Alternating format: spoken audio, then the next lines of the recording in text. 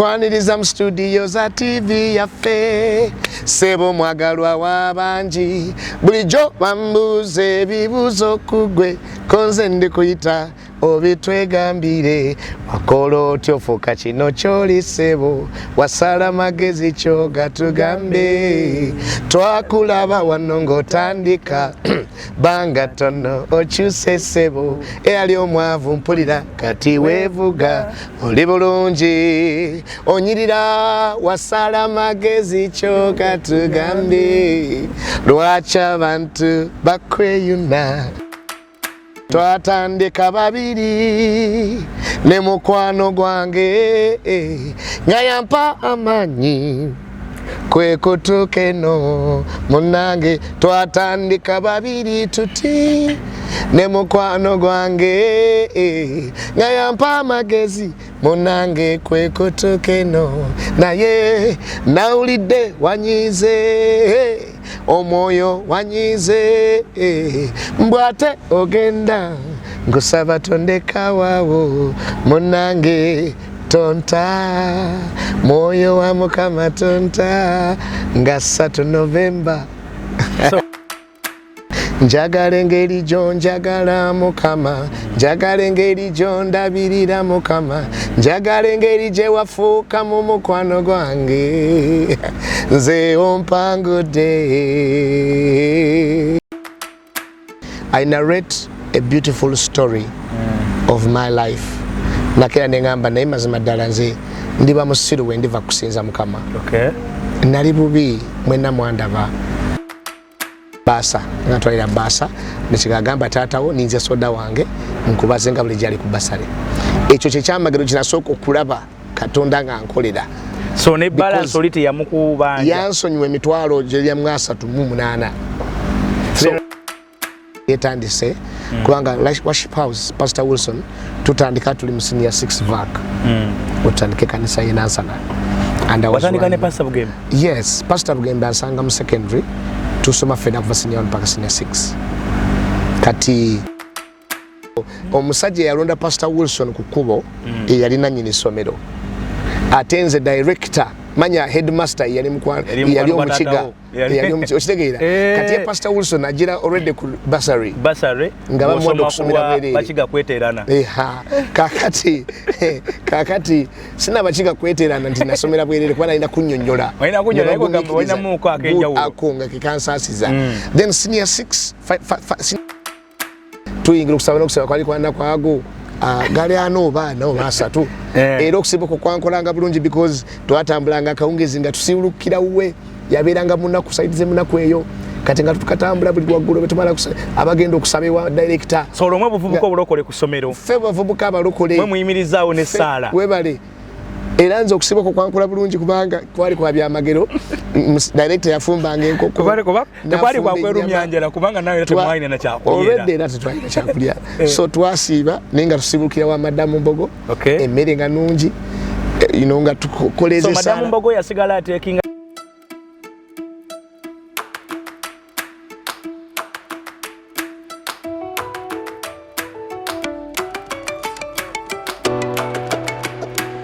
amanya gange nze mugamba Jolo Hassan, CEO Jolo Pearl Properties and Real Estate Consultants.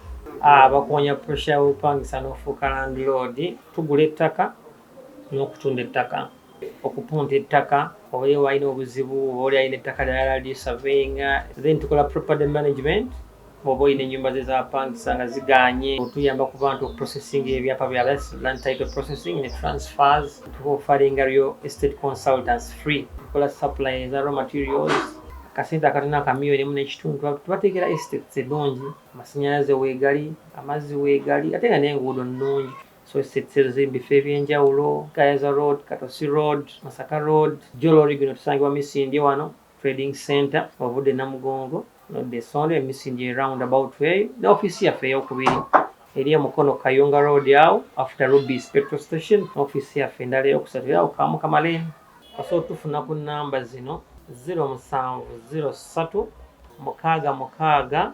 7575 oba 0782 594309 oba 07031788 ne namba yaffe endala 0773796433.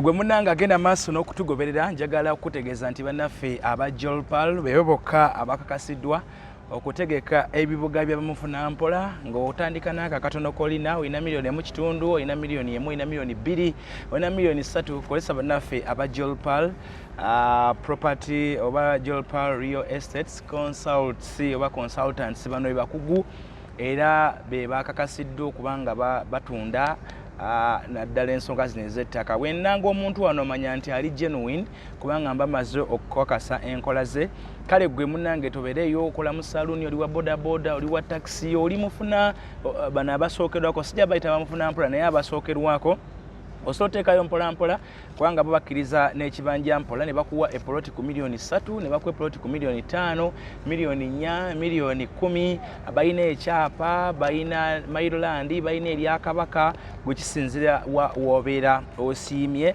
balina mu bitundu by'eggwanga ebyenjawulo balina kati estate ku Masaka Road okwo ng'oba oyagala ku Masaka Road balina bayita Emaya balina Empigi balina Empambire balina Mawokota Jandira ate gwe wekayunga balina Mukono balina Empoma balina Ekabembe mu bitundu byonna balinamu Nakifuma Naggalama wonna balinamu Egayaza Road balina Nakwero balina Busukuma balina Eddundu n'ebitundu byonna ate ebiri awo side awo Bukerere Sonde awo ku Jinja Road ate nammwe abevumba Dundu ne wala bonna era osobola okubanga ate bafuna Nyenje Buddugala ebyo biri ku Jinja Road ate era nammwe abali mu bitundu ng'oyagala ku Hoima Road oyinza okufuna Egobero oyinza okufuna Emuguluka oyinza okufuna Nampunge oyinza okufuna Wakiso Kikandwa ne walala era osobola okubanga ofuna polotiyo ku ssente entonotono. N'abe Semuto naye ng'oyagala ku Semuto Road balina Ematuga balina balina Ematuga balina Ekavule balina Emigadde awo Bombo Road. Namba z'essimu zaabwe we ziri awo mu Kalango kubina aji mugamba Jolo mugambe nti nze njagala kuteeka ya sente zange kubanga bakkiriza n'ekibanja mpola n'obanga oli bweru wa ggwanga oli Kadaama oli Abaganda bafa abakolera bweru osobola okubakubira essimu n'obasindikira omuntu gwebeera bakwasaganya ekifo kyo n'obeera nga osindika akasente mpola ku akawunti yo paka ettaka lyo bwe libeera nga liwedde. Basangibwa Misindye ekisangibwa kiri mu disitulikiti y'e Mukono naye nga bw'oba ovudde Seeta junction ekugatta ku Seeta ku Namugongo oba ovudde Namugongo nga bw'ova Namugongo n'oyita ku kigo ky'Abakristaayo oba Bakatuuki n'Abakristaayo oddako Sonde waddako Misindye then ate wali ekidde Seeta ne kikugatta ku Jinja Road. So mu junction eyo Misindye oba gye bayita Bukerere Road ng'ova Seeta ewali ofiisi z'abannaffe bano aba Jolpal real estate. Naawe ayagala okubanjira ng'olina abantu b'obanje ssente zo oyina emizigo gyo oyagala bo batandika okubanga bakubanjira era osobola okubanga bakwatagana oba okwatagane nabo basobole okubanga babanja emizigo gyo. Oyina mukolo oyagala bintu bikwatagana mukolo osobola okunkubira ku ssimu oyina kwanjira oyina kukyala oyina mbaga oyagala juice ku mukolo oba oyagala decoration oyagala ndongo aba gye bayita sound music byonna nkubira tujja kubanga twogerezeganya ku kasente akasamusanvu osobola okubanga nkukolera omukolo gw'omu mbeera esinga okubeera ennungi. N'abakatuma abalungi aboogezi abalungi naawe byonna n'okuwa consultation oba okubuulira ku kiki oba olina okukola okusobola okufuna omukolo omulungi. Nkubiraako ku namba y'essimu eyo 0704827363 asobola okubanga ate tukwatagana eyiyawo wakati wansi awo osobola okubanga nkubirako tujja kubanga tukwatagana bulungi nnyo. Nkwaniriza gwe munnaffe agenda maaso n'okubanga ate otugoberera n'enkwebaza emirimu gy'osobodde okubanga weekolera gwe abali ebweru w'eggwanga mwenna tubabuzaako ne tubaagaliza emirimu emirungi. Abali mu ggwanga lyattu lya Uganda nammwe kye kimu tubalamusizaako. Abakristaayo Mukama waffe yeebazibwe, Abasiraamu salaamu alayikumu, Abakatuliki Omukama mulungi, abalala mwenna abalala simanyi naye at least abo bomba manyiikoko akatono naye nga mbabuuzaako ne mbebaza emirimu gyonna gye mukola. Nze muzzukulu wa Kisolo Matinkyembowa tuli ku Kyembowa update tuweereddwa omukisa olunaku olwaleero nti tulina omusajja wa Katonda omusumba Pastor Twina Herbert omuyimbi wa gospel abeera lukulwe abeera kakongoliro abeera ki musumba sanso kulaba amina tata mukama ibazibwe neyanza nnyo sebo kwaniriza sanso kusaba amina sebo leka bulungi musumba ekitiibwa kya Yesu leka bulungi nnyo ekitiibwa kya mukama tata embeera egamba ki mukama atukumidde wano tuweereza wano bayita batya ono kawempe ono kawempe wali wansi abankere ono aba kawempe division yes era ekyalo kawempe okay byawukana ne wali wali aba nkere oli abankere atabeera mu lugoba awo lugoba bigere bisatu obwingire lugoba okay omulimu gwa mukama gutambula gutya mukama atukumye bulungi wano buweereza bwita batya obuweereza bwita Family Life Church tukiriza Yesu nti mangu ddala tujja kubeera bannannyini wano tukyali bapangisa essaawa eno ne tuli mu campaign egulawo wennyini wano wennyini anti bayibuli yatugamba buli munaalinnyanga ekigere nga mukama ng'abawaddewo so ke mwasimba amakanda wano twalawo mu linnya lya Yesu tuweebaza Katonda olw'ekifo kino atulaba simanyi kamera wange yandikulaze ku kifo kye tulimu naye omusumba alina ekifo kinene ddala waweerereza Katonda musumba mu kisaawe kino ekyekuyimba oba mu kisaawe nkiyite kya Kristo oluddemu akaseera erinnya Twina Herbert Sipya eri abagoberezi abadde balaba ebintu bino saabalokole bokka naye ne bana abantu baffe abalala kubanga okuweereza kuno kw'ennyimba oba obuweereza buno bw'ennyimba bukwata ku bantu bangi ogenda okwesanga naawe ng'oyingidde mu mwoyo naye ng'oli musiraamu oba ng'oli mukatuliki oba ng'oli wa ddiini yonna yonna kubanga waliwo ennyimba zino zo nga mutuufu tezigamba nti mujje mu kyaki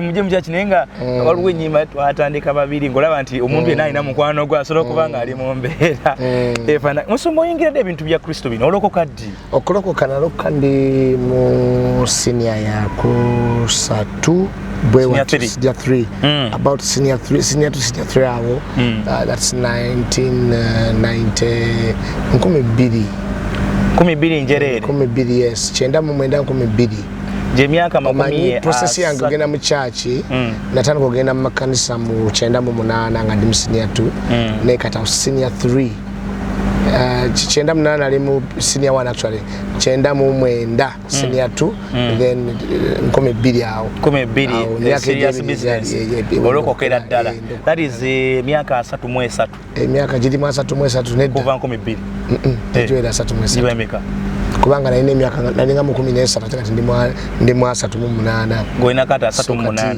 12 wezibanga nakulukanga mu 2000 should be about how many years ago 12 okuva 12 paka 2010 myaka 10 2010 mpaka 2020 myaka 2 okay myaka 23 okay gwe ng'omuntu olina 38 yes sir mukama ngakoze mu mulimu mukama akoze guno otunulanga wabiri musa asebo nasa tumunana nkoze so otandika okuweereza mukama nazalibwa 85 nga lutalo tuluwunzika yes sebo ozalibwawa ndi mzee wange twali mu bwetuti kubanga nze nagenda okuzalibwa nga mzee akola soroti yali akola mu flying school soroti nembeerayo paka nga mpezeza emyaka 9 omulimu gwagwawo netugende Bushenyi Bushenyi nembeerayo kuva mu P4 94 paka P7 P7 kati nvaayo mu kyalo mu 98 nga zijja mu senior 1 mu Kampala yes sebo so watambulanga ne taata giyagenda nga giwadda nedda muzee omulimu gwako soroti fatuweereza emitoma atutwala emitoma ate yajja mu Kampala okuyiya obulamu kati nagenda ne maama nakula ne maama myaka egyo gy'omukyalo nali ne maama wange ne baganda bange ye muzee nga ali mu Kampala musumba oli wa ggwanga ki ndi Mukiga oli Mukiga yes sebo Mukiga oweewa ndi Mukiga maama wange we Lukunjiri kitange we Kabaale so tuli Bakiga be Kabaale Mukiga 1 Mukiga ddala kubanga maama Mukiga ne taata Mukiga lwakuba nti sirwogera bulungi kuba nti ngenda okutandika okwogera olulimi lwaffe ng'ate tuli Mwankole yali yagula ettaka Ebushenyi n'Ebushenyi baba Banyankole Olunyankole n'Olukiga tebikwataganamu bifaanaganamu n'ebyo byanjawulo ddala kati if you're a westerner omunyolo omutoro baawukana omukiga n'omunyankole baawukana nze bulijjo they're all westerners nenga baawo enjawulo weeri nnene nze bulijjo mmanyi be bamu okay mama gyali bonna balamu ne taata ekyo mukama akituwadde ekiseera babeera wamu maama ali mu kyalo muzeeyi ali mu Kampala naye nga maka gakyali wamu muzeeyi ali Kampala lwa mirimu ozaalibwa mu famire y'abantu bameka abooluganda tuli bameka tuli mwenda tuli mwenda ogwawaawo kusatu kitegeeza oli mu bakulu ndi mu bakulu ndi third born mu baana mwenda ng'oli wa kusatu obeera mu bakulu ndi mukulu ndi mu bakulu oli mu balenzi abakulu nedda first born waffe muwala Diana aligayazaawo second born mulenzi Dennis then zaddako so first born muwala afe abaddako tuli balenzi actually tuli abawala abalenzi 5 n'abawala 4 yes tukomye wali ng'oyingidde e Kampala okusoma P7 ogimaliriza watikkirwa mu P7 yes okutikirwa oba kiki okuwunzika emisomo okuwunzika P7 nagitulira Bitereko primary school gye nagimalira nenzija mu Kampala P7 okusinzira ku masomero g'omukyalo njagamba nayita bulungi kuba nayita mu second grade class gundi emyaka gyaffe mu byalo okuyita mu second grade wabanga okoze nnyo mu kyalo kubanga essomero gali nasomera amasomero ga PE bagita UPE Universal Primary Education kati twage muzeeyi bwe yamala omulimu bwe gwaggwawo mu 1994 esente nezikendeera nenga teyalina sente abaana bangi yalina sente ffe nga tuzaalibwa tugenda otandika okukula ate nezigwawo kwati yadda mu kukola bwe yava ku flying school emirimu gyabula so ntudda mu UPE abamanyi olugero lwange nze mbyogera twabeeranga mu ssomero naye nga olabira ddala it's a totally different life obulamu nga bwanjawulo obadde mu kirala oyingidde mu ssomero lya UPE munywa buugi ne mugenda mu kyalo obulamu bw'okulima ne butandika nga tolimangako olina okukeera ku masoloti temwakolanga mulimu gwonna soloti muzeeyi yali mukozi wa gavumenti twali mu apartments za government yali mu sente za government life was good in Soroti newankubadde twali bato but you could feel it twali bato we cannot say twabinyumirwa kubanga ate bw'oba omutoto olina nnyo you can tell nti twali bulungiko tugenda okudda e Soroti ng'olugendo emmotoka ezatwalanga ku ssomero tezikyaliwo kati mulina otambuza ebigere kilomita ziriwo 12 okuva ewaka omusula paka ku ssomero weriri engato ze mwajja nazo okugenda okugwako omwaka nga zikaddiye ekitegeera omwaka ogenda okugwako ng'egato zikaddiye ne mutandika okubanga mutambuza ebigere tugenda okuyingira mu P5 awo third term nekyo mukimanyiira kubanga ne bannammwe baba mwembera yemu kwatwayambalanga engatto nenga omusomesa ey'omusomesa egudde olubege eri mu gundi ajire gange abasomesa bafente batambula ku nkuba otuuka ng'oyogera oluzungu ng'omusomesa olabanga oli muto naye nga oluzungu lwo lusinga olw'omusomesa so that was a dramatic change kwegamba it was like a U-turn so ne mukama n'atusaasira ne malako P7 nenyingira ekibuga Kampala ekibuga ojja kusoma ojja kukola ki nzijja kusoma muzeeyi waffe alina system embeera bwe yamukuba n'agamba nti famire kanjitwale mu kyalo bagira batoba naye n'alowooza nti bwe tugenda mu secondary amasomero ge tuba tugendamu tugende mu ge Kampala tuleme kukonera ddala ndoza yalivaddanga mukkiriza yasitula okukkiriza so nzijja Kampala kubanga naye mazeko P7 ate nga muzeeyi ayagala secondary at least amasomero gabere feyako naye era tugenda otuuka e Kampala nga kasente teyalina bulungi first senior 1 nagisomera amasomero 3 lwansonga ya sente senior 1 masomero 3 buli taamu nasomero lyayo ku kibuga kuno nasooka nakulabira munda kasomero bakayita Michigan kali kakatandika nenkasoma mu taamu emu eyokubiri nengenda kasomero kali awo ku Sapolo before full gospel mu Kikko baali bakayita ndoza Universal Trust Academy nakasomera mako nako term emwe yokubiri second term third term nengenda ku Highway College Makerere kati Highway College so ule bakugobanga ocha okusasula sente ogenda musomero ddala webale term yagwanga ko nga tusasudde nga okuza mpaka nga tolina ate nga tolina sente zinabasasula so ng'ogenda n'ogenda ku ddala jukira ebiseera ebyo nga bw'ogenda kusomera eddala kasasula registration eno kisasula ina uniform distance ey'okutambula teyakosanga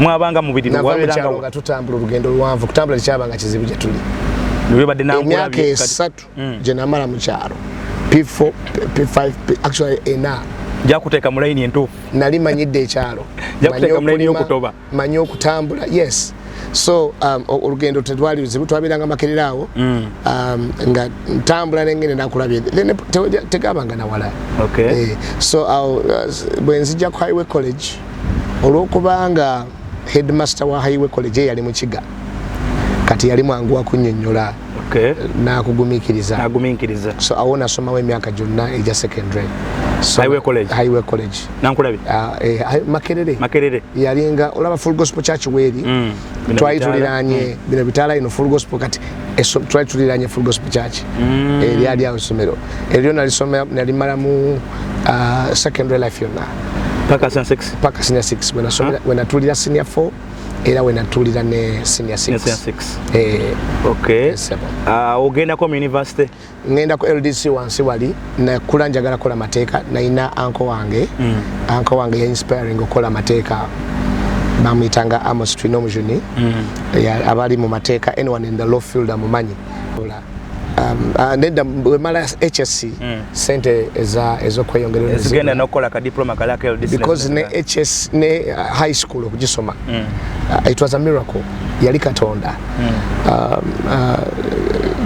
kimuko byamagalo byanasoko kulaba yenze kutula senior 4 bali bamanje emyaka 2 yes nga bamanje nali banyaga senior 3 ne senior 4 na registration najisasula kakati ntuko genda okukola nga tebakkiriza ne bwoba maze ne baba kubanja emitwalo 2 nga tojja kubituula nga bali bakira nengende wa anko wangu egwe nkunyumiza munamateeka Amos Twina omujuni nengendayo nampe emitwalo 10 nagenda gundi ofisi yali opposite parliament kati weri office we yali awo asolo judicial something yali awo office we yali awo waliwo ministry ya land waliwo ya judiciary we bali kata office we yali by then office za babaka batula ne nyambuka wagulu ne nzijukira bwe natuka ku office ye nali sigenda ngayo muzeyi wange yandagirirayo nagagende wa uncle labe genda ku building out gende wa uncle labe bwe natuka yali reception we yandaba yagamba ono mutabani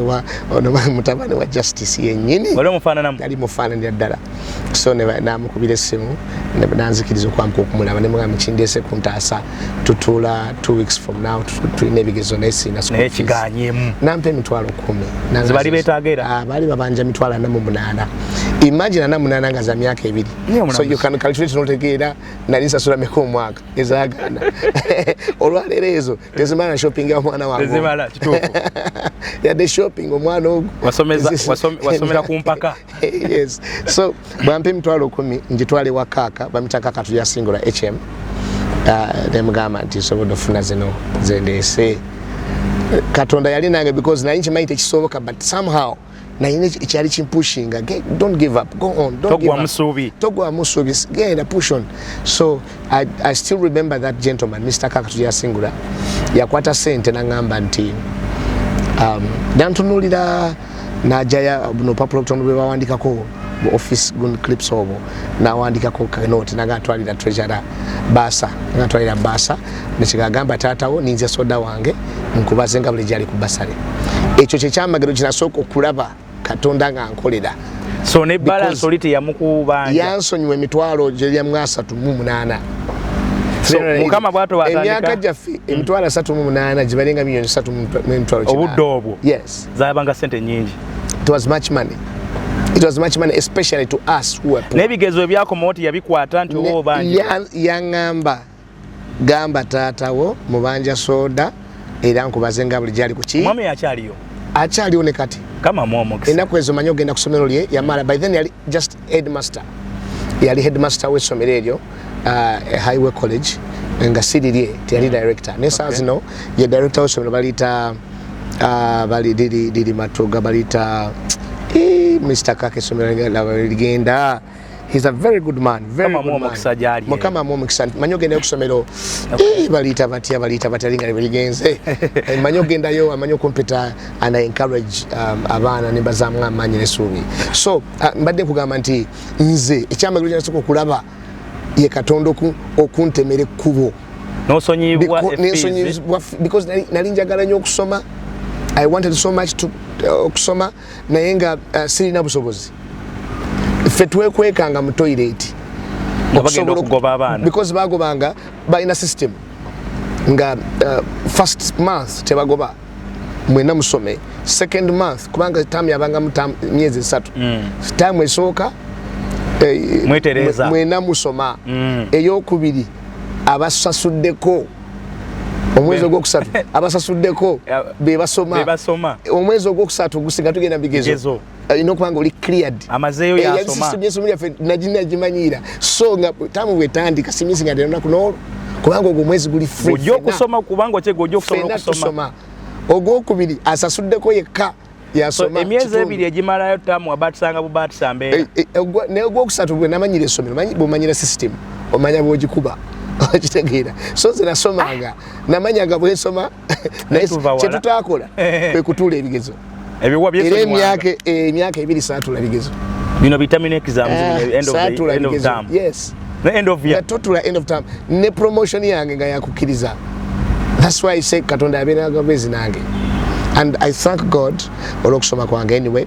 So netumala namala LDC ate mukama nampita eriyo LDC wagitandikako LDC nagisoma diploma. Yes, no jimala nagisoma saji maliriza nena gisoma wagisoma I final papers esakola nena gisoma. So mukama nakwita ogende owereze nefuna our worship house like the world then yali etandise kubanga worship house Pastor Wilson tutandika tuli mu senior 6 vac utandike kanisa yenansana and I was watandika Pastor Bugembe. Yes, Pastor Bugembe asanga mu secondary tusoma fena kuva senior 1 mpaka senior 6 kati ye yansoko okulokoka era natusumbe ku kanisa kusomero erimwe lya kuwalije wali Pastor Bugembe. Yes, nga naye yali yasomwa mpaka yate yali bulungi kubanga ali ku bursary nze na bursary najingira mu senior 5 and 6 awo sikunyumirizaawo omusajja yalonda Pastor Wilson ku kubo eyali nannyini essomero ate nze director manya headmaster yali omukiga okitegeera kati Pastor Wilson agira already ku bursary nga bamwenda okusomera bwerere bakiga kweterana kakati sina bakiga kweterana nti nasomera bwerere kuba nalina kunnyonnyola walina muuko akenjawulo akonga kekansaasiza then senior 6 senior 5 first term bangoba nze mukama yansomeseza actually but senior 5 na first term bwe najimala second term ne bangoba bwe bangoba ntule wako kumala emyezi 2 bwe ntuleka wali omwami bamuyita bangoba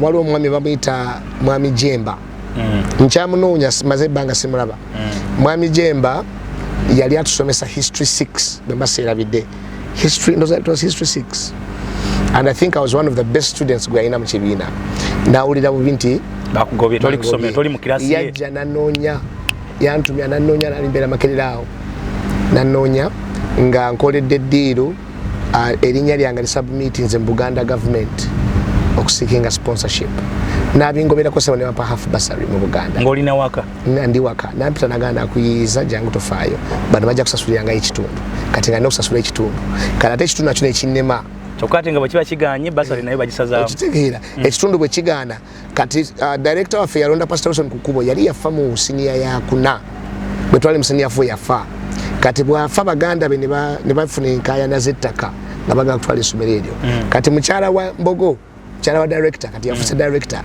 amita Morid Mbogo ng'alangira okusaba n'okusiiba tuli mu siniya 5 third term alangira okusaba n'okusiiba ng'agamba abaana abalokole tumusabireko Pastor Wilson na asobola okuyita mu kiri kyalimu ekyo akiyitemu abali bagala okubekana tuyingira okusaba n'okusaba kwali kwana kwago gali ano baana oba asatu era okusibuka kwankolanga bulungi because twatambulanga akawungezi nga tusiwulukira uwe yabeeranga munaku saidize munaku eyo kati nga tukatambula buli waggulu betumala abagenda okusaba ewa director so olwo mwe buvubuka obulokole ku ssomero ffe bavubuka abalokole mwe muyimirizaawo n'essaala webale era nze okusibuka kwankola bulungi kubanga kwali kwa byamagero director yafumbanga enkoko tekwali kwakwerumyanjala kubanga nawe temwalina nakyakulya olwedde era tetwalina kyakulya so twasiiba naye nga tusibukira wa madamu mbogo emmere nga nungi nga tukoleza so madamu mbogo yasigala ateekinga kino kati ekinga ekya Pastor Wilson nti bawe yali yamulonda yasigala naye amutwala mu maaso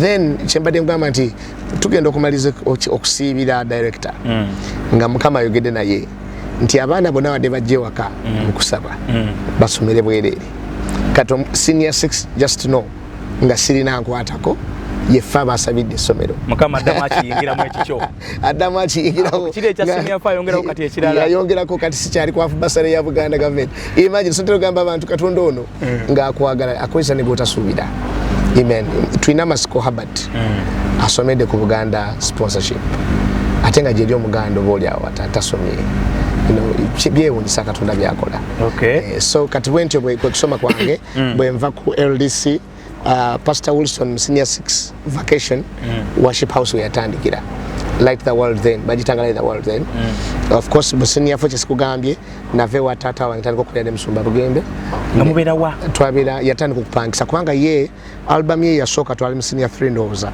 senior 3 senior 4 yero weyafulumira kasati kali bwe yafuna busente napangisa akayumba we nakulabye kati fe abamuli okumpi nemumujoyininga etumujoyininga tandika okubera naye so yafuna obuvunanyizibwa nga bukyali abalina ebizibu mwali nono omuvubuka mutabani wa Pastor Michael Kimuli oyo mwana muto oyo mwana muto ddala oyo mwana muto azayi oyo mwana muto actually by then we twabira ne Musumba Bugembe twateranga ogende wa Pastor Michael Kimuli omutata we yabeeranga na muŋonaawo Apostle Michael Kimuli senior ne Michael Kimuli yali mwana muto ne mwe mwamubbayo mwe mwamujjayo sikubba kale actually Pastor Michael Kimuli yamuwa Musumba okumumentaringa later ne kanisa finga yatandika dda so muona mutya sagala guyita muyaga naye muona mutya enjiri ya full gospel yabeeranga awo ne ku Redeemed kubanga kumpi mwasomeranga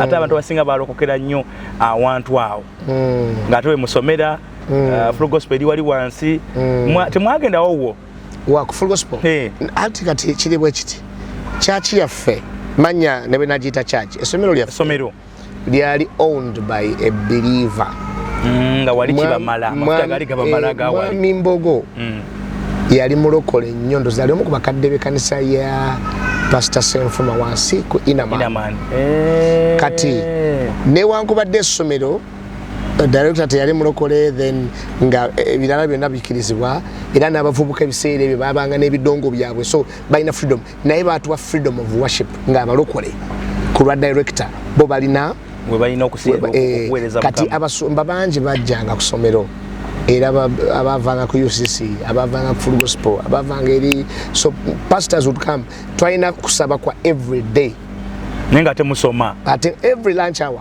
musanvu ku munana wabanga fellowship ate nga zamanyi nnyo enfezi zatukuza tuline Pastor Twina Masiko Herbert naye abasinga lumonze badde mayiye gwe Twina Herbert atunyumiza olugendo lwe javudde ne Mukama obulamu bwe mu myaka 38 bwazza butambuza tuli mu kanyomero nga kakati agenze ne Pastor Bugembe okusoma kaabwe bakukomeza wagenda ku Pastor Bugembe naye agenda ku university Pastor Bugembe yakusoka kanisa nawe nzijukira waliwo kakosi bakayitanga Cisco nzijukira bwe twali twakamala senior 6 because ate yali busy nnyo kigambo kyaso mukwatira ddala yali serebu nnyo bwali umaze okujja Pastor Wilson yafuka serebu nga tuli mu senior 4 katugenda tukwingira senior 5 nga n'okusoma mu kibiina afulu myaka 30 kaero nga mukyasoma twali mu senior 3 senior 4 kugambye nti yafuka celebrity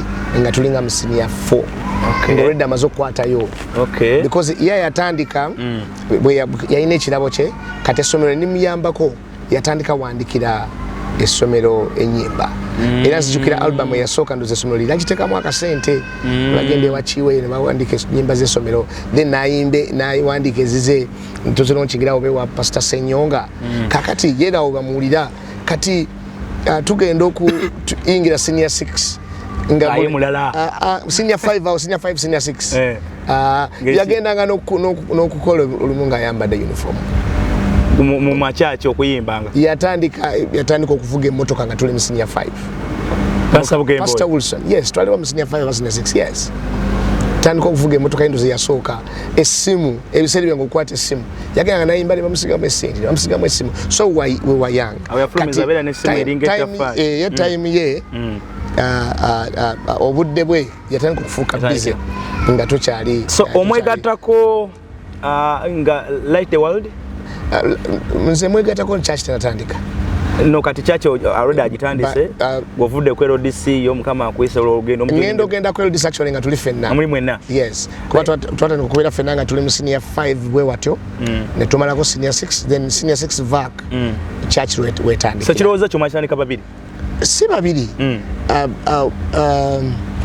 kunyonyola ntya mu nyumba yaffe mwalimu ayogera figure y'abantu 9 let me call it enyumba yemwe yali apangisa kubanga ffe twali tupangisa nakulabyawo so ne tutandika kyoto fellowship it began as an altar kyatandika nga kyoto nga tukyali musomero so netubeeranga buli weekend wekiri so kati ekikyoto kyekizaala kanisa era ekyoto ekyo kyatandikira ne mu compound ya mwami bamitanga mwami Lule enakulabyawo waluma yalina chairman ne kati akyaliwo nayiseyo nako zindaba nga olujja mwe twatandika lukyaliwo church worship house then let the world we twatandikira so sijja kugamba nti twatandika babiri mwali banjiko twali n'abajjanga babegattako after nga bwe twava mu ssomero mwalimu wa Pastor Philip, Pastor Wilfred, Pastor Ben, so about 9 boys in that house. Pastor Ben akyali naye Pastor Ben akyaliyo Pastor Phil, Pastor Wilfred bakyaliyo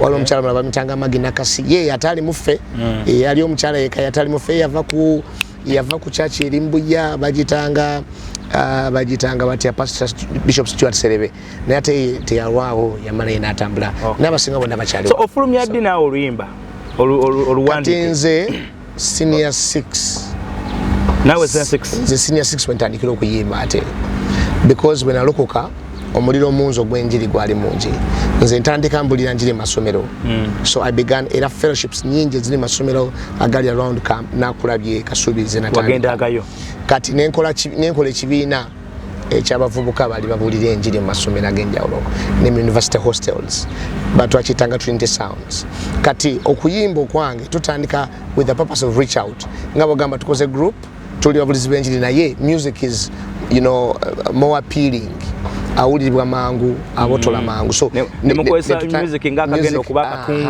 okugusa kiri ekindi so netutandika nga tuwandika natandika mpandika nyimba za team yaffe omanyi watukanga abantu nga tebayinza obutakiriza kubuulira then bagamba muyimbe y'oluyimba so nga tujjanga team yaffe Trinity Sounds era nina nadde njogana ne mama wa worship house leero last week nanzijjukiza twagenda kusoza we Makerere Quarter Boys okole rehearsal olwalero ye worship leader wa worship house yali omu bandi yange gye natandika mukyala wa Wilfred Lugomba Apostle mukama bakozesa nnyo enamusera balina orphanage balina abaana bali almost mu 12 alina amasomero 2 alina amalwaliro nawulidde yatandise church yoku besides he's doing a great work mukyala we Vena yali omu ku bamemba ba band gye natandikira ddala so kati okutandika okufulumya ate music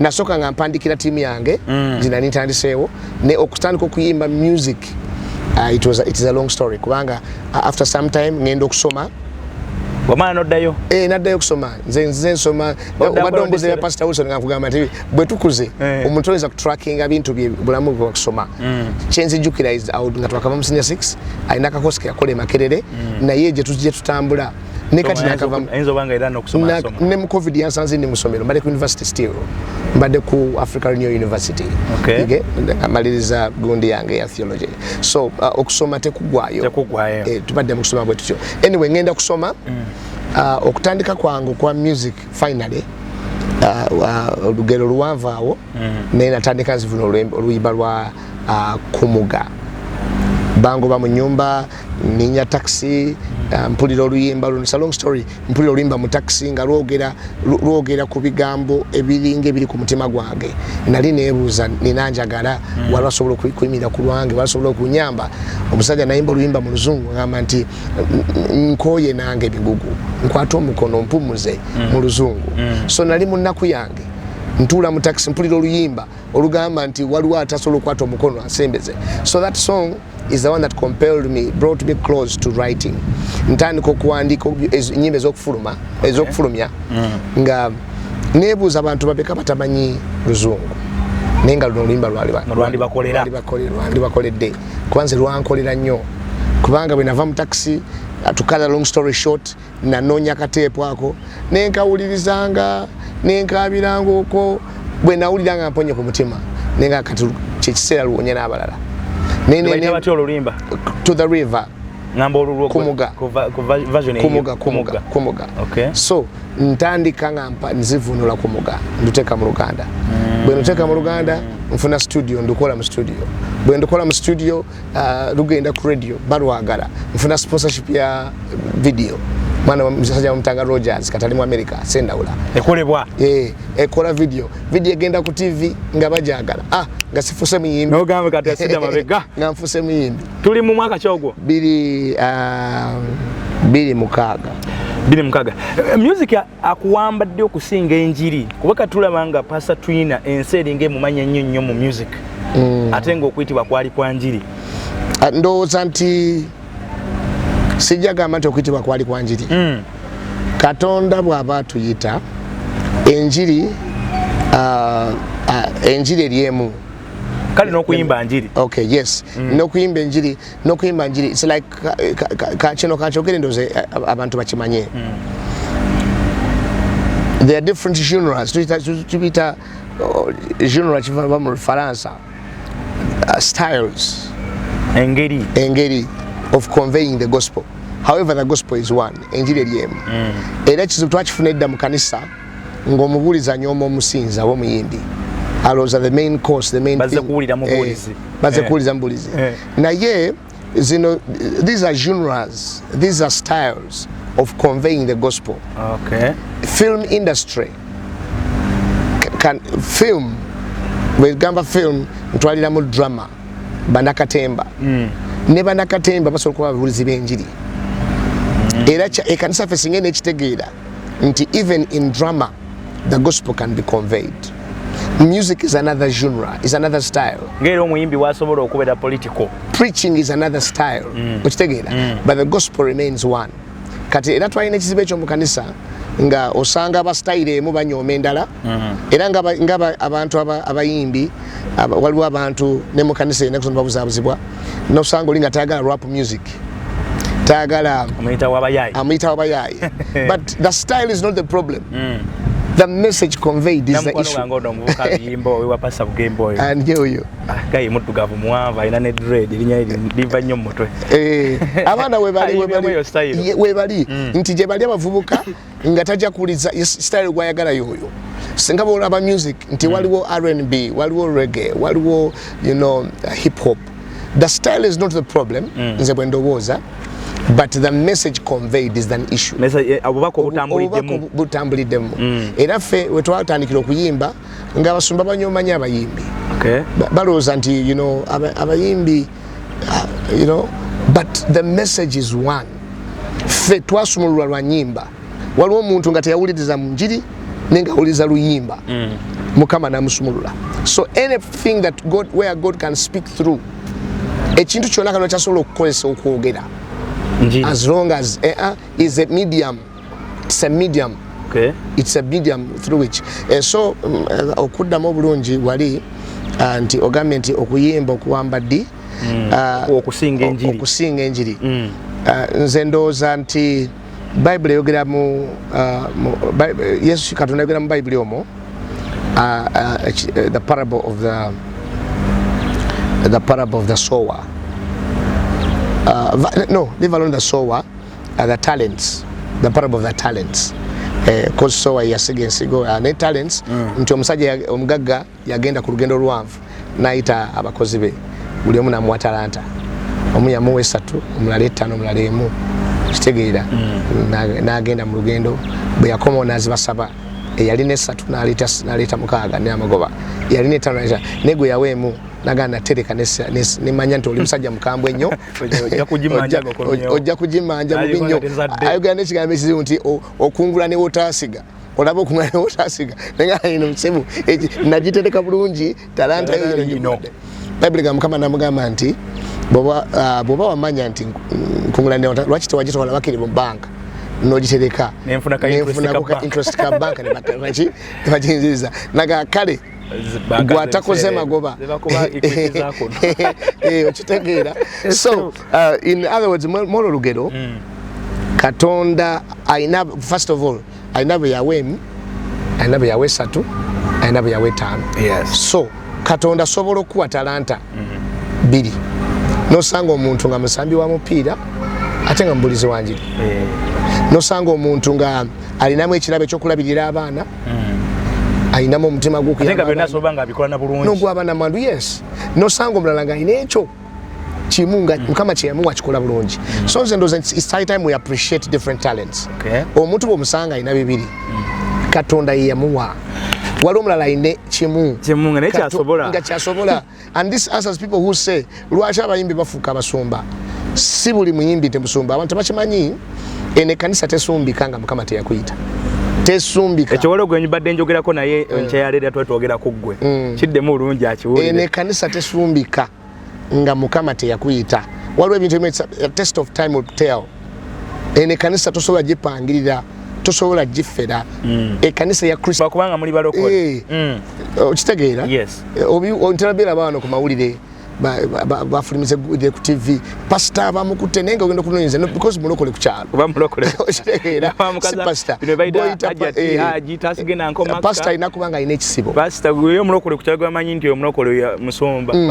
pastor inakubanga ayina ekisibo so abamu ndoza babawayiza buwayiriza ate ekyokulala amanyira bwogogera sige mangi bw'oba okola media abayimbi bali bameka banji aba gospel bali mu 100+ naye gotandika menya tulaba abasumba bogamba abayimbi ojala abantu toweza 10 bano bobo bawezeza abayimbi banji ekyokulala ne bwowezeza 10 noonyereza ekituufu waliwo gwe bayita pastor nenga si not a pastor talina kisibo musumba ennyimba zo zoyimba ezisinga kuba kati music abasinga bayimba music omuwandiike abamu bayimba ekiri oba like kyawulidde ku mutima nga kikyogambye olima lwavunula tikyali mu mbeera naye ng'ogirimu ennyimba zo oyimba okusinziira ku mwoyo kyakulungamiza oba oyimba music omuwandiike byombi mwoyo anuŋŋamya n'empandiika kitabo kya Ezekieri Bible nga mwoyo Mukama natuula ku ye nambuuza kikyolaba naga kale wandiika nze nganze music asinga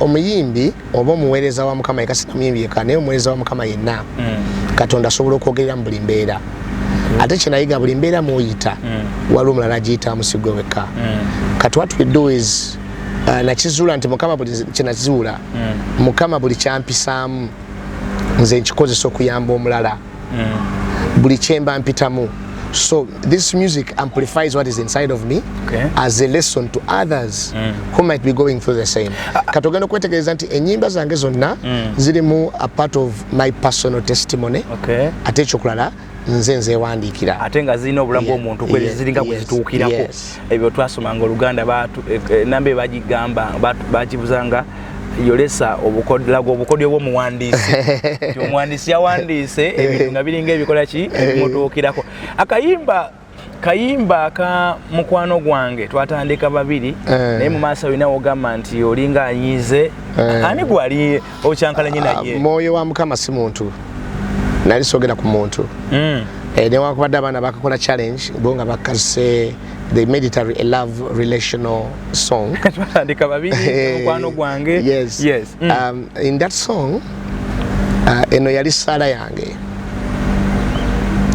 omuntu yenna nabaddeko ku radio emu y'ensi awo secular station ne bambuuza kana kayimba kiki nawe ng'olinga eyali ayonoonye mukama namwe abasuba muono tuli mu mubiri we are all human beings. Yes. Mukama atuwa kisa na kutuyamba kutambula anyway let me answer you. Kana kayimba tekali ku muntu toyimba ku muntu siyimba ku muntu. Okay. Nyimba ku mwoyo wa Mukama mukwano gwange Kristo gwe yampa. Kristo gwe yandekera nga ddayo nagandi kulekera omubeezi. Yes. Oyo ali kulungamya ali kuyamba ali kusaasira ali kubuulira ali kuwa amaanyi ali kubuulira kuba tutambulira mu nsi y'abafere ebitali bituufu bingi. So omwoyo mutukufu kye kirabo Mukama kye yatulekera ffe abakkiriza mu Kristo okutulungamya okutuyamba naye yesitala he can be stumbled. Omwoyo mutukufu asobola okubeera stumbled era nakwabulira webale. So in this particular song I'm narrating eringa essala yange. Okay. One, I'm recognizing the work of the Spirit in me. Nti singa tabadde mwoyo wa Mukama zisali badde wano tewali nonyeza okwogerako nange n'abantu baba n'abalungi naye mwoyo wa Mukama nti twatandika babiri wanzijayo nonteka mbanene nonyamba. So kyonna kye kiri nyamba tonjabulira wano tondeka tonta tukubanga mbemba nawe tujja kuwangula. That's why maiza nga tuwangule babiri tusomoke babiri tuyimbe babiri tubulire babiri. Wale badeko you can testify wale badeko mu church wale omuntu asobola okubuulira n'owuliranga ebintu tebiri mu bulamu nga tokwatibwako nga kakakikake. Waliwo omuntu asobola okuyimba ennyimba nga teziri mu bulamu ng'akuleekanira buleekanyizi. Omulala aliko omwoyo wa Mukama n'ayimba oluyimba n'owuliranga it's just touching your spirit and your soul. Okitegeera? So that to me it was a prayer song and I was speaking to the Holy Spirit ng'amusaba tanta. Nkolagana yo ki gy'olina ne Pastor Julie Nabosa? Justin. Yeah, I mean Justin Nabosa. Kati Justin Nabosa fena Pastor Wilson tumuyita taata. Fembi tuyita taata Pastor Wilson. Kati Justin Nabosa ye teyasomera no kwa yiwe naye yali ku Lubiri secondary. Kati atwegattako nga tutandise fellowship eri gye nkugambye. Pastor Justin yajja tuli mu senior 6 vakaawo. Kati ne tubeera naye twabeerako ffene waka ewa Musumba Bugembe the whole of the vacation church okutandika. Pastor Justin Nabosa naye ali mu history oyo. Yes, atwegattako yes kyenkugambye mu basooka abataano abasooka basumba kwaliko omukyala bamitanga Nakasi Magi naye bwe yagenda UK n'atadda nga twakatambula loza emyaka nga giijo beena kyaki nga tandumya ngenda Musumba n'amuordaini nga Pastor Justin n'afuuka female pastor ku worship house. Naye twali tubadde ffena yava ebusoga eyo alina olugero lwe ali kunyumiza yavadda nga yegomba Pastor Wilson ng'awulira ennyimba ze. So kati bw'aba yavadda nga aziwulira kitegeeza nti yatwegattako later but later ng'ekkanisa tenatandika nga tukyali mu kyoto altar yavanga ku Lubiri ne bapayoniya waliwo tiimu yava ku Lubiri kubanga Wilfred Lugumba gwenkunyumiriza bwe yava ku Highway College taata namutwala ku Lubiri yali naffe ku Highway College kitaawe namutwala Lubiri kati kati ate ye okuyita mu Wilfred yaleeta kubanga Musumba yayita Nabosa Judy Akayo be bali ku Lubiri abo njogera ba senior members ba worship house abatatandika naffe ku Highway. Ben ate yali ku Highway naffe ye twatandika naye naye ngamba abatatandika naffe ku Highway nga ba Judy ba Pastor Justin Nabosa abo Pastor Wilfred Doza yaba connecting ne bajja wano. So kitimu kyava ku Lubiri nacho Justin Wagira then tubeera ffena then twandika okubeera ne Pastor Justin wake wa Musumba Bugembe and then that that's how we grew. So she is a sister to me. She's a sister. Kusomoza ki kosanze mu life eno? Being a pastor, ate sometimes a musician, ate ng'oli mu Kristo yekka, bulambu ebivulu biki ebyo kubanga ndaba kulimu okusomezebwa kungi ate ennaku zino si nnaku zino naye ndowooza kuva dda n'emirembe gya Bayibuli omulabe Sitaani alumba nnyo abantu abaliko amafuta basinga okulwanyisa naye kaakati tubirebera mu basumba gwe mulaba naye musumba oyo ng'ebintu byakola tebitegeereka alinga avudde ku layini naye ng'ayinza oba alwanyisibwa omwoyo omubi obulamu obutambuliza otya okusigala mu straight line? nga mugatta ne challenges zo sinkana. One bizibu bingi sinza kunnyonnyola kino emitawaana mingi enyirizi gamba nti ebibonyo by'omutuukirivu bingi naye Mukama mulokola mu byonna. Challenges are many naye ate my consolation is ndagayo ekintu kitalina mitawaana, ndagayo project etalina mitawaana oba kitalina bizibu tekiriyo. Every program, every project, everything will have a challenge. Kuvumilia n'ogenda maaso kumanya lwaki oli mu kino era goals zo kiki oyagala okuachievinga. It is persistence nakulemerako naye ate ffe ogambye tuyinziza tutya. Number one kwe kumanya amaanyi gaffe we gava. Amaanyi agatubeezaawo mu bintu bino si ga mmere, maanyi ga Katonda. Kwewa Katonda, kusaba, kukkiriza n'obuulirirwa, seeking counsel, n'oteetwala ng'amanyi. Buli wetwala nti omazeeyo kye kisinga okutukuba. Seeking counsel every time, because it takes a level of humility okusobola okuba nga owabulwa n'omwoyo omutukuvu okumuwuliriza. Abakulu baffe bakadde baffe having a father by you, okufuna taata, okufuna omuntu ayogera mu bulamu bwo kintu kikulu nnyo, okufuna omuntu akulungamya. Kati nganza I'm blessed to have Pastor Wilson and I am proud to have him as a mentor because he is a friend and a brother and yet a mentor. So kubanga olina omuntu asobola okugamba nti wano nedda, ekyokulala okwesiga Katonda, okusaba, amaanyi gaffe gava ku Katonda. Ekirala ekigambo kya Katonda, Zabuli 10:19 kigambo kiri eri abavubuka. Bible gamba nti omuvubuka yeekuumya atya mu mulembe gwakyama okusigala nga mutuukirivu. Bible gamba nga yeekuuma ekigambo kya Katonda mu mutima gwe.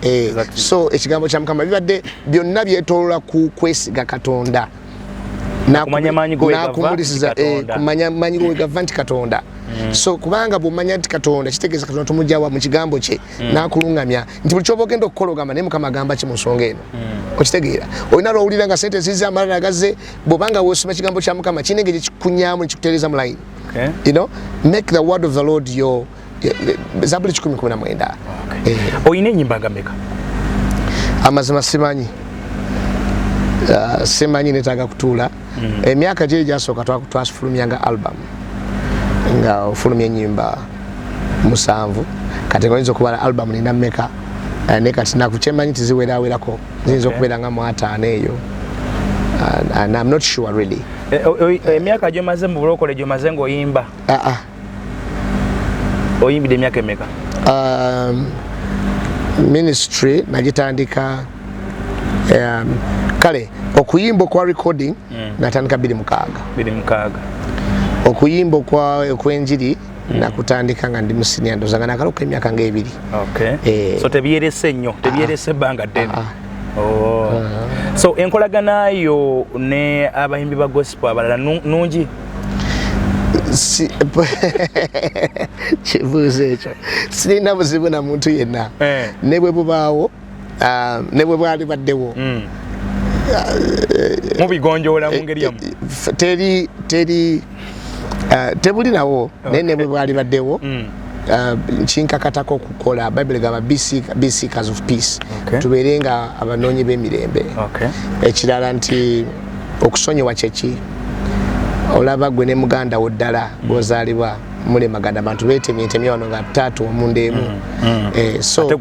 Ate gw'osinkanya obukulu. Simanyi oba wali alinako obuzibu eyo naye nze nga nze sirina gwe linako obuzibu. Really tuli mu njiri naye nga bw'omanyi nti mba otambula toyinza kubulayo gwokosa gonyiiza n'olwokuba tuli baana bandeemu mudda ne mwekumakuma. Enkolagana yange simanyi wali owuliddeka nga complaining olwesi biyinza oba nga sibituufu olwesi biba bituufu naye byonna Katonda yalungamya. Emyaka musumba gy'oyimbidde wali okoze ku concert? Yes, tulina kye tukiyita Friends of Twina. Twakitandika 2016. Kibadde nga kibeera mu Indo, twasooka ku Imperial Royal 2016, then emyaka ejaddako awo nga tubeera ku Theatre La Bonita ne muyingira mu COVID awo emyaka 2 egyo ne tutakola. Twakikolako nga kiri simple naye tuba tukola Indo events. Naye sikolangako concert jogamba nti eno concert jenkoze eri outdoor. So tubali tukola corporate corporate tubali to building a corporate setting n'abantu bafaba abaga friends of Twina gathering kwano ja Twina nga kimadde kitero okujjamu abantu abalala then the setting yacho nga siya mwena muje ne kati wasazewo tukole concert ndoze negenda okusookera ddala okuba nti mu setting ya concert is what we are calling our first ever outdoor event, outdoor concert at November ngasatu tuli Hockey Grounds Lugogo tuyise bana Uganda okujja okuwagira Hockey Grounds hockey okay one opposite game opposite gate bobo manyi cricket oval manyi MTN arena is the same gate, is the same facility ngasatu November Friday ngasatu November mpita mikwano jange mwenna abagadde Twina okumala emyaka gino gyamaze ngayimba ate tulina omulamwa gwa concert nti wano we tuli mukugulawo tuli mukugula wano kati naise mikwano jange jinyambe sente siza kulya wakana bana bo kugula kifo kino atekemo buweereza ba mukama kugula kifo kino so mpita mikwano jange mwenna olina otandikidde ngogamba nti music waffe abatali balokole nkirabye John abadde ku parliament nabadde nfuluma parliament nesinkana omusajja ninga afuluma nangamba musuma mukama yebazibe konza amina nanga ngenda kujanga 3 nanga nze ni musajja muisiramu naye enyimba zo zinkoze bulungi ebbanga lino lyonna kubanga oyimba ebintu binkwatako oyimba bulamu bwaffe so tulina mikwano gyaffe nga n'okuloka sitemana bakulokoka naye nga tuze tubawo omukisa nina omusajja omusala omulala namusanga emyaka ng'etaano emabega 5-6 emabega nangamba si byakyama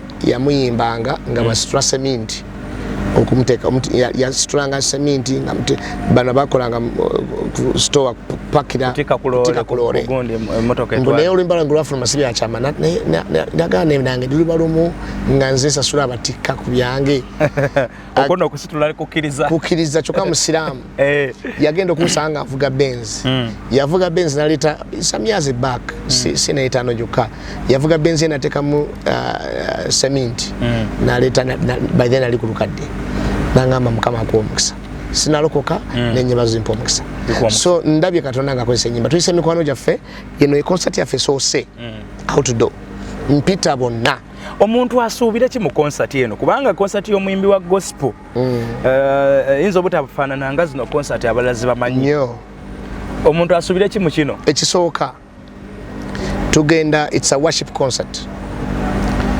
concert yaffe kimu ku byetusaba Katonda kubeerawo okusooka ng'omulala bwe Yesu nga ngenda kulaba guest of honor gundi njagala okitegere nti Katonda emugenyi mukulu twakanyiza agenda kubeerawo atyo bw'abanga mukulembeze gwange yaliwo inzo gamu nange ayinza okusayininga ku mpapula zaffe zakyogamu zino sente zebagabira parish development model okitegeere naye kimu ku abantu bye bayinza okutalaba ng'ekikulu is tukkiriza Katonda nti bw'onojja mu kusinza kuno Katonda agenda kukola ku bibyo tuli mu kusaba sente z'ettaka naye twasabye na buli alina ekyetaago bw'ajja ku olwo Katonda musinkane concert ya misana ya kiro akawungeezi tumala saa mukago gw'ekiro tandika saa 10 ekyokubiri bandi yaffe neetegefu abaana ba rehearsinze tulina one of the best sound provider Q Vibes musajja mulokole bulungi atalina sound mulungi Q Vibes omuntu asubire kulaba Pastor Twina ku stage throughout oba tulina abayimbi bangi naye ba gospel bonna abayimbi ababulizi b'enjiri benayogeddeko Joseph Segawa, Joseph Ngoma, Carol Bodwike, Pastor Jesse Nabosa, Pastor Wilson Bugembe, Levikson, abayimbi ba gospel bonna bagenda kubeerayo. So banaye Pastor Twina, friends of Twina kati bino bigenzemu friends of me.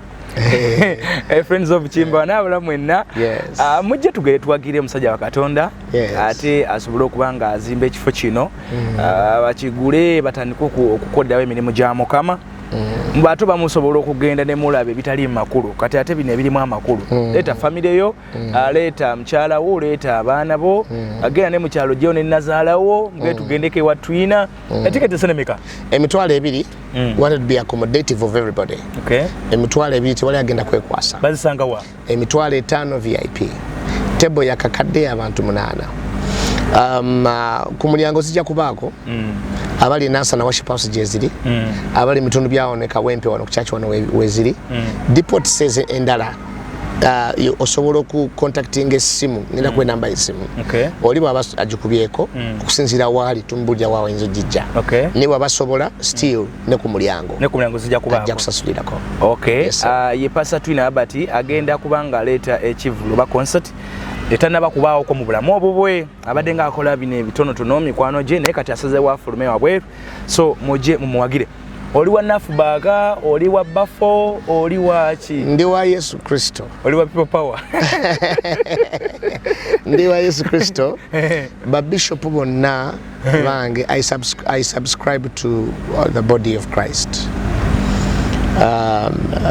Your topic sinyangu yakwogera kati nadala nga tuwunzika naye olwokubanga nze ndi muweereza w'ennyimba nze ngwa wonna bonna obeetaaga ate bonna bakwetaaga bonna baneetaaga ate nange mba njagala mbeere comfortable nti Dr. Serwadda bw'alabanga ndine Bishop Lwere Bishop Lwere nokulonda kwa doza wali mulala waliwo yatekiza over bonna babeere comfortable nacho abana laba mukayimba ka yali Pastor Wilson Bugembe gamba ndaba njagala ndabe ku Pastor Kiganda ndabe ku Bishop Lwere ndabe ku Bishop Pastor Serwadda nga tuli ku meza yemu kati kyekigindwa kya mwenga mu abayimbi okulaba abantu abo nga bali na muli ku mugendo gumu.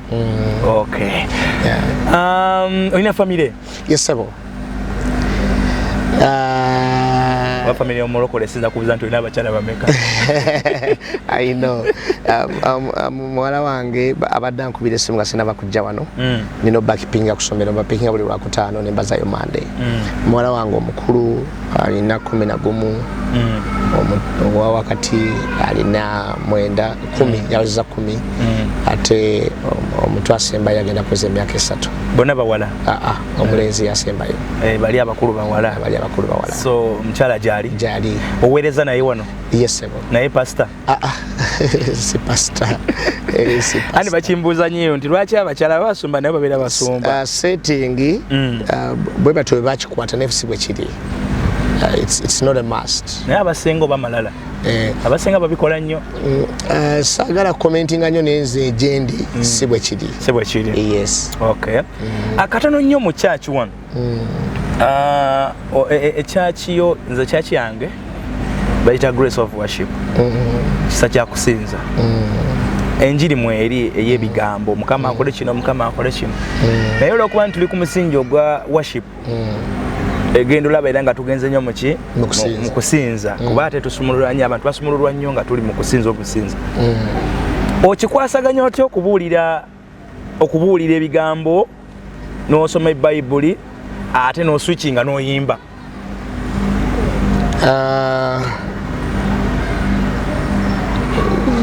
nkikwasaganya ntya nze ndowooza nti nannyini kanisa waali teyagitulekera bulekezi n'agamba nti owaye mugira mukwasaganya ndidda nkebere ndabe nze ndowooza nti nannyini kanisa waali aluŋŋamya okyogedde butuufu waliwo season weetuuka nga mukama aluŋŋamiza kusinza waliwo weetuuka nga it is a series of preaching waliwo weetuuka nga because nannyini kanisa waali ali naffe bana batabitegeera tebayinza mulaba namumanya naye ffe abaana be you feel him so I think it's a guidance of the Holy Spirit omwana mutu kama lungana however kyoyogedde nti ekirabo nga bwogamba nti Daudi yalina jjinja lye nga bwe yabanga nejjinja ge gaali amanyi mukama ge yamuwa all churches have that gifting every pastor usanga alinawo ekirabo mukama nga 2-5 mukama bye yawe kanisa oyinza osanga for example ours one erimu ku jjinja mukama lyeyatuwa lyakusinza era mukama kyabakwadde nga lyejjinja lyo oflowinga swiftly mu kyo Okay. This church and the calling of this church mostly is into deep worship. So when we worship, chains are broken. Yeah. Deliverance happens so quickly. However, you cannot tell me that you're going to worship all through. Omoyo wa Mukama ajja kulungamya. Agatte ebirabo bino ebitano byonna okubanga bizimba, because the purpose of the fivefold ministries is to edify the body of Christ. Toyinza agamba nti church y'abali munange oli abukibuzaako oli.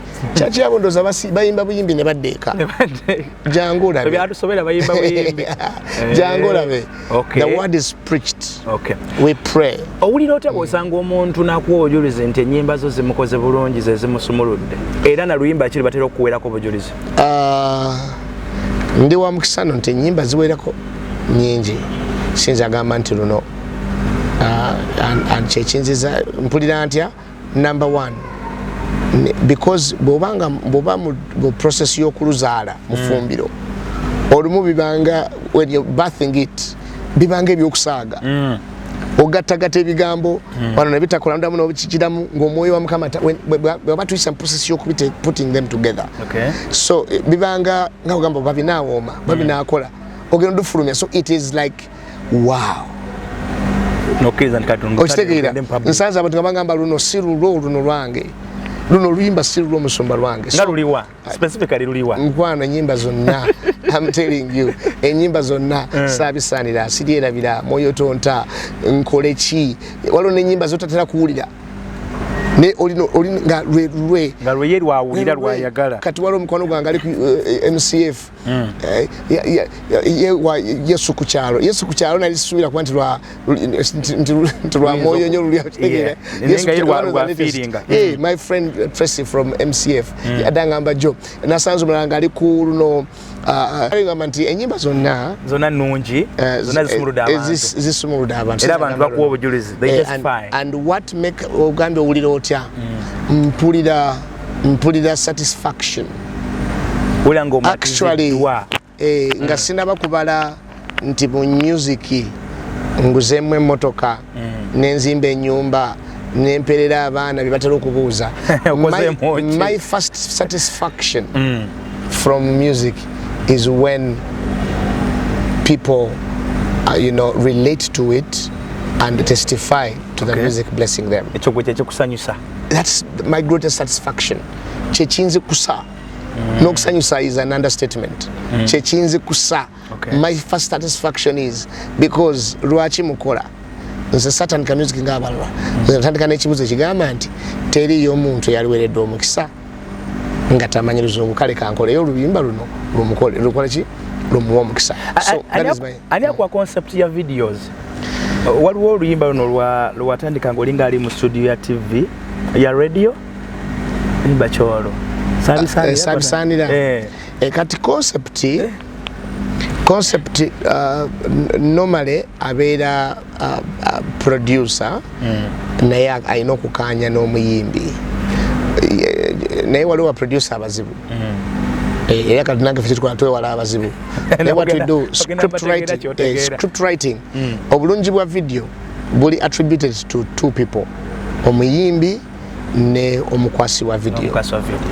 Kati abalala balina aba script writers abalala, naye kati nze nganze nsaba owa video yasooka n'awandiika ebibye, abamu basooka ne mbabulira kye ndowooza, then ne bakola, then ne bakomyawo ne tukanya kibeere bwe kiti. Then kati omulala abakola obulungi kati nga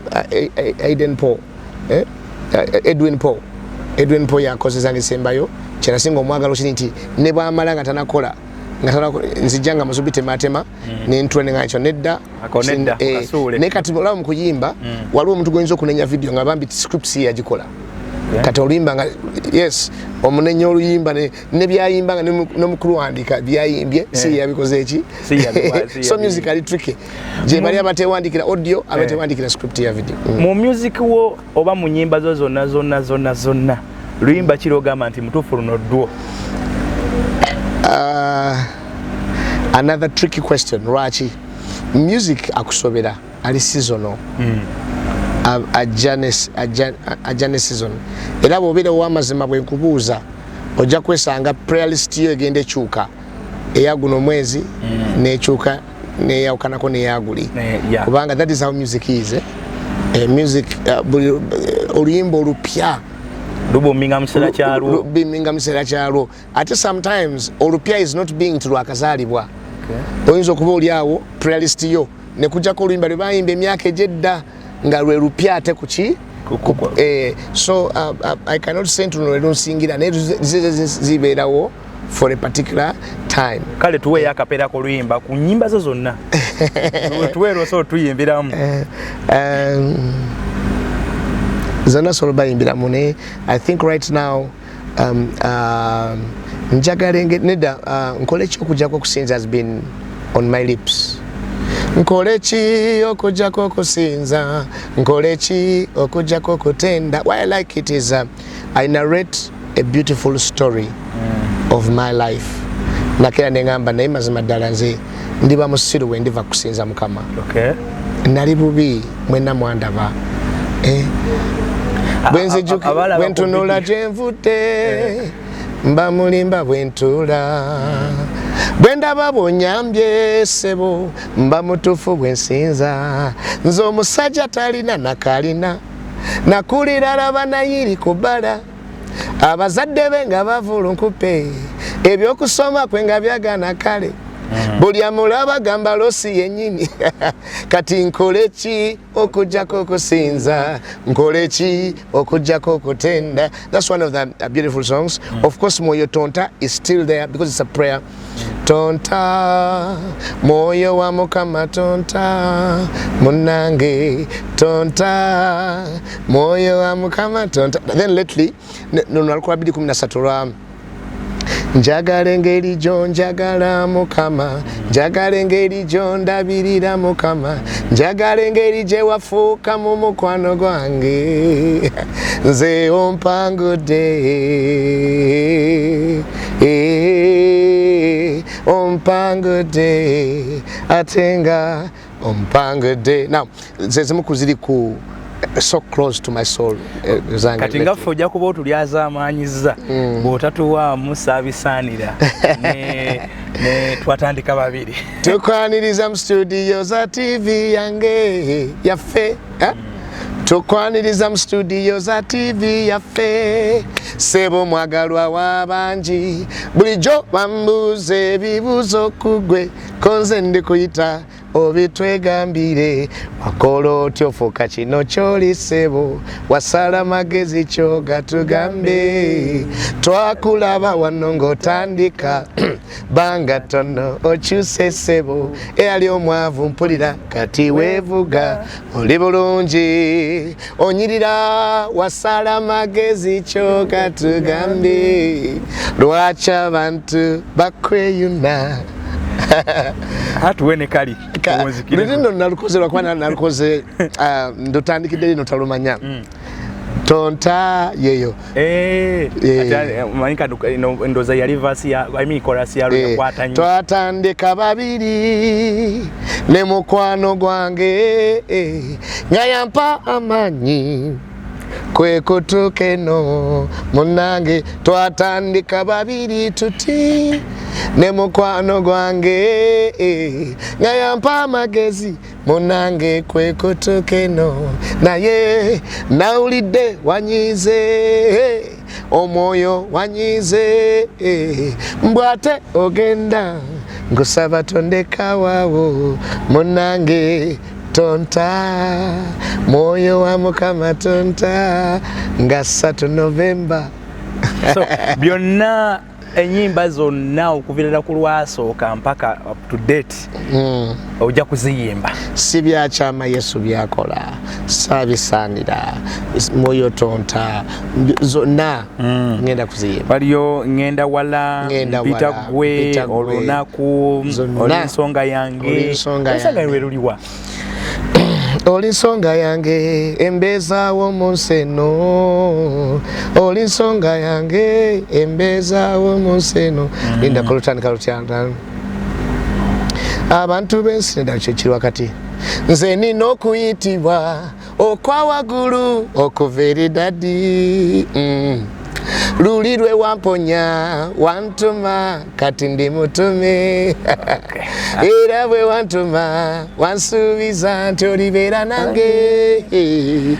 So ebyo byonna simanye nyamba don't cry mwoyo tonta nkoleki esaala nsirika ntya yansasula is it yansasula yasasula okay njogera ku Christ yasasula omutango yasasula he paid the price. So mujje Yesu yasasula omutango lwaki obonaabona nga Mukama yakusasulira omutango. Alright. So tubadde ne Pastor Twina Herbert era nga tubadde wano ku Family Life Church. Yes. Isangibwa Kawempe. Ate naawe era osobola okubanga oli mu kitundu kino oli mupya maybe onoonya wakukuŋŋaanirako. Manyi olunaku lwe Sunday naluyigawo nti Sunday ebaamu abantu ab'ekika kino wammanga mu makanisa. Okay, Pastor siibula abantu. Mikwano gyange njagala kubeebaza mwebale kubeerako ku mukutu gwaffe Chimbo Updates. Banange mwebale nawe sibosaba kwebaza mwebale kukkiriza mpise ku mpise omulango gwange ku mukutu guno era abantu mbasaba November nga 3 atali mu gwanga nasabye afune gwa sasulira ina muganda owa ina mukwano gwo bwoba tumulina kwese namba zaffe z'essimu ate sigamba ku lw'ensonga y'ettaka kanisa kale ntaddeko ka contribution kange nja kusanyuka tulikola ebintu bisatu. Ekisooka to writing a statement Uganda ekimanyi nti abalokole mu Uganda mwebali so mujje let us write a statement bakimanyi nti Uganda erina abalokole tujjuze kahoki kabooge mu linnya lya Yesu. Ekyokubiri tugenda mu ndagera Twina mbeetaaga.